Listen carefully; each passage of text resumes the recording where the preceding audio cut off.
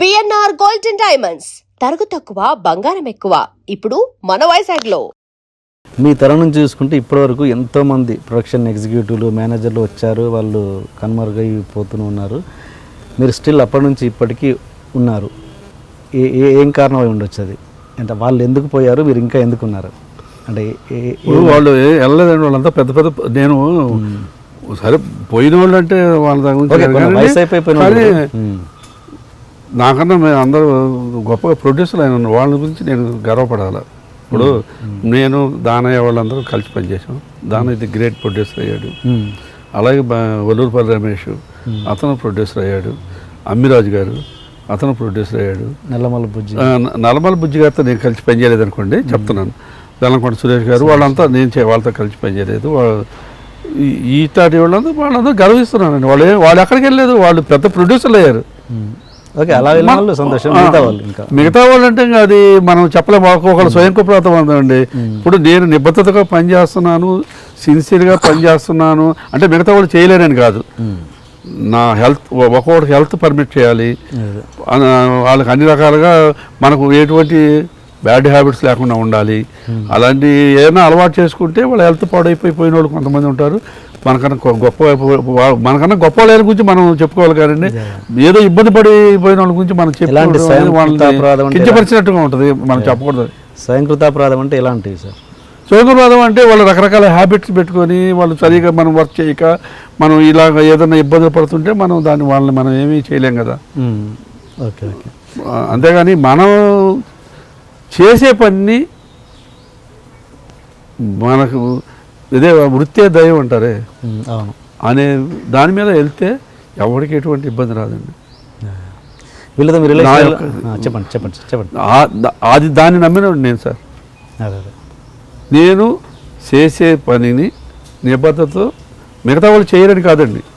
నేను నా వరకు నేను పర్సనల్గా చేసే పనిని ఈ పని చేయకూడదు, ఆ పని చేయకూడదు అనే నాకు ఏదో కొంతమంది అమ్మ ఈ పని మనం చేయటం ఏంటని చెప్పేది అనుకుంటాను. నాకు అలాంటిది ఏమి ఉండదండి. మనం చేసేది మేనేజర్ ఉద్యోగం.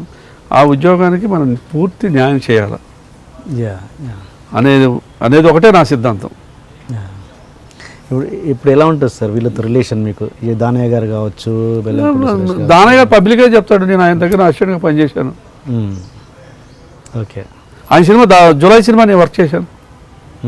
నేను ఆయన ప్రొడ్యూసర్ కింద. ఓకే.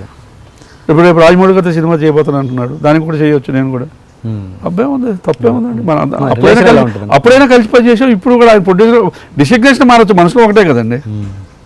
అంటుంటారా ఎన్ని రోజులు అయ్యా ఇంకా సినిమాలు చేయొచ్చుగా మాలాగా అని ఎప్పుడన్నారా? చాలా మంది చాలాసార్లు ప్రతి ఒక్కరు అంటారు నన్ను అంటారు. నాకు మాత్రం ఏదైనా అడుగుద్దా ఒకటి అడుగుద్దా అంటారు. అందుకని దానికి మాత్రం నాకు అసలు పెద్దగా దాని మీద అంత కోరిక లేదండి. మనము ఒక పద్ధతిలో ఒక లెవెల్గా వెళ్తున్నాం, దాన్ని అలాగే వెళ్దాం అనిపిస్తుంది. కానీ టపాను పైకి వెళ్ళి టపాను కింద పడే అదే నాకు అలవాట్లేదు. అది ఫ్యూచర్లో ఈ ప్రొడక్షన్ డిపార్ట్మెంట్ అన్నది ఉంటుందంటారా? ఒకవేళ ఉంటే ఎలాంటి చేంజెస్ కనబడతాయి? సార్ ఏ డిపార్ట్మెంటు ఉండకుండా పోదండి, అన్ని డిపార్ట్మెంట్ ఉంటాయి. ఏ డిపార్ట్మెంట్ లేకపోతే షూటింగ్ ఎట్లా జరుగుతుందండి అంటారు. వాళ్ళు అక్కర్లేదు వీళ్ళు అక్కర్లేదండి. ఎవడు చేసే పని వాళ్ళు చేస్తేనే షూటింగ్ అవుతుందండి. ఇవన్నీ ఊరికి మాటలు చెప్పేంతవరకే ఉంటుంది. కానీ ప్రతి ఒక్క కెమెరా లేకుండా సినిమా షూటింగ్ అవుతుందా, ఆర్టిస్ట్ లేకుండా షూటింగ్ అవుతుందా, డైరెక్టర్ లేకుండా షూటింగ్ అవుతుందా, మేనేజర్ లేకుండా షూటింగ్ అవుతుందా, కనీసం ఫుడ్ పెట్టేవాళ్ళు లేకుండా మాత్రం షూటింగ్ అవుతుందా? అన్ని డిపార్ట్మెంట్ ఉండాల్సిందేనండి. ఏ డిపార్ట్మెంట్ లేకపోయినా షూటింగ్ తాత్కాలికంగా అప్పటికప్పుడు ఆ రోజు ఏదో 2 రోజులు 1 రోజు ఏదో జరిపించగలం. కానీ పూర్తిగా సినిమా అంతా ఒక డిపార్ట్మెంట్ లేకుండా షూటింగ్ అనేది జరగదు సార్. వీళ్ళు మనం అనుకుంటా ఉంటారు, మన వాళ్ళు ఈ యూనియన్లు ఇవన్నీ ఏ అవసరం అది ఇది అంటారు. ప్రతి ఒక్కటే ఉండాల్సిందండి, లేకుండా ఎట్లా జరుగుతుంది సార్? మీ యూనియన్ ఎట్లా ఉందండి? మా యూనియన్కే బ్రహ్మాండం స్ట్రాంగ్. మొన్న ఈ లాస్ట్ ఆగస్టులో మేము ఎలక్షన్ నేను వైస్ ప్రెసిడెంట్ కూడా పోటీ చేసి, మా అమ్మిరాజు గారు ప్రెసిడెంట్, నేను వైస్ ప్రెసిడెంట్ పోటీ చేసి మేము గెలిచామండి. అమ్మిరాజు గారు మీ డిపార్ట్మెంట్ కిందకి వస్తారా? అమ్మిరాజు ప్రొడ్యూసర్ అయినా ఆయన మేనేజర్.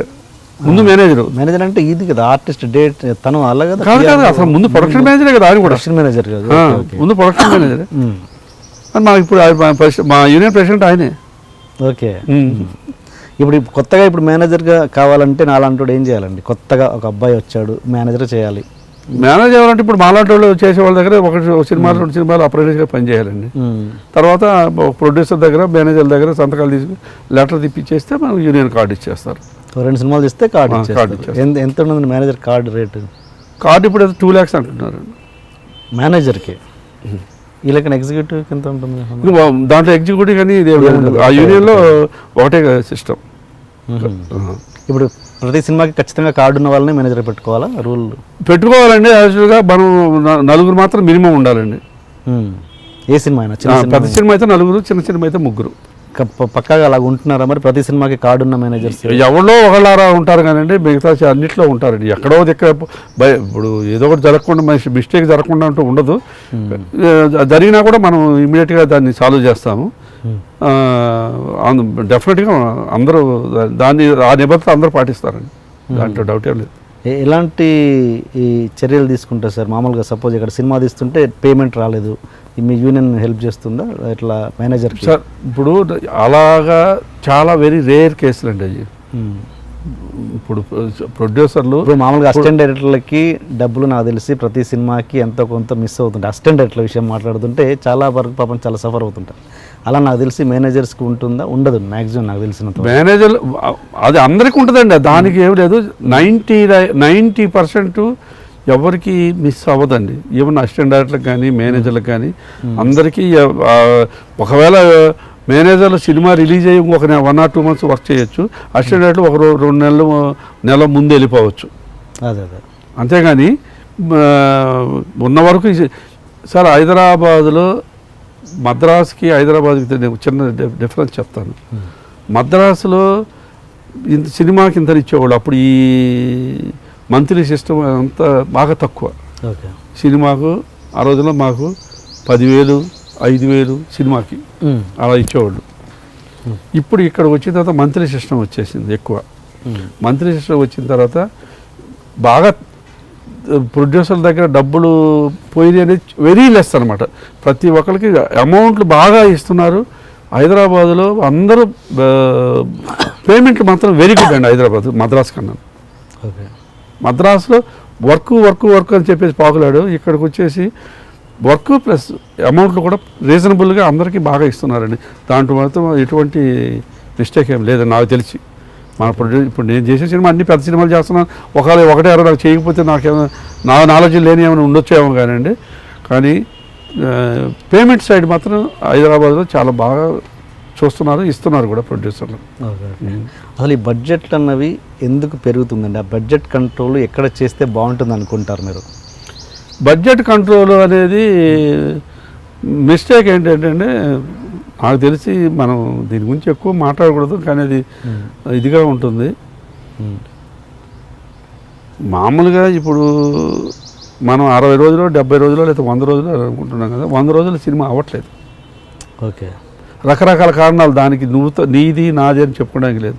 మిస్టేక్లు ఎవరిదన్నామని 100 అంటే 150 రోజులు వస్తుంది, 150 రోజులు అంటే 200 రోజులు వస్తుంది. అక్కడే తేడా వస్తుంది.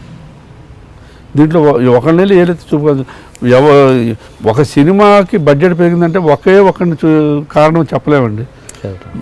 అందరూ దాంట్లో పనిచేసే వాళ్ళు అందరికీ కొంత దాంట్లో పాలు పంచుకోవాల్సిందే. అది ఒకళ్ళ మీద మనం వేలే చూపేది ఏమి ఉండదండి. మెయిన్ ఆర్టిస్టుల డేట్స్ వల్ల జరిగే అవకాశం ఉందా?